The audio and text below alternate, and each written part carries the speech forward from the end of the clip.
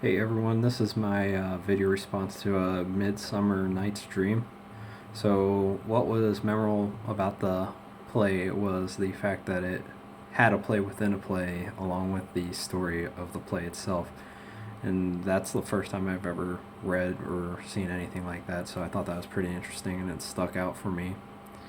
There were three themes that kind of pointed themselves out to me.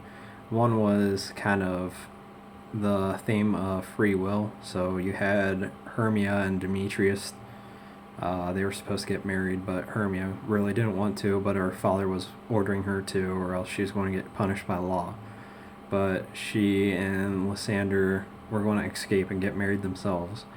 And so that's kind of showing how love can kind of trump the law a little bit.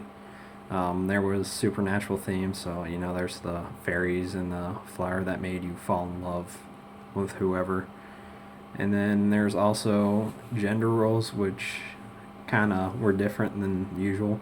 They had women fighting for love, which seemed like it was a bigger theme than the men fighting over who they loved, and also the fact that the Hermia was rebelling against orders by men. So the whole play within a play thing, I think the function and purpose of that was Shakespeare criticizing the theatrical writings and performances of the time, showing that not everyone can act and write, and is a critique showing that a lot of the plays in his time just weren't good enough. So on to the next question about gender. Like I said before, it seemed like the roles are somewhat reversed, and this is because, especially in the magic kind of realm, you have the fairy queen who pretty much rules over the fairies, and then you have the king who doesn't really do much and is trying to fight for the love of the queen again. And so that brings up the question of the cross-gender casting and if that made an effect. I honestly don't think so, because it was just common within that time frame. So I believe that the audience saw the actors as the genders they were portraying, because it wasn't just like a guy stand there in like male clothes. They tried to kind of dress up like the role. So I thought it wouldn't make that much of an effect.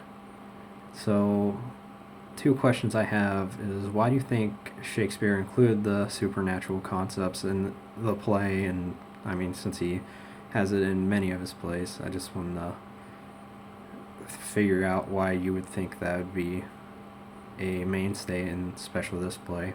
And do you think that the play was meant to move the play within the play was supposed to move the story along, or was it just to criticize the theatrical culture of his time?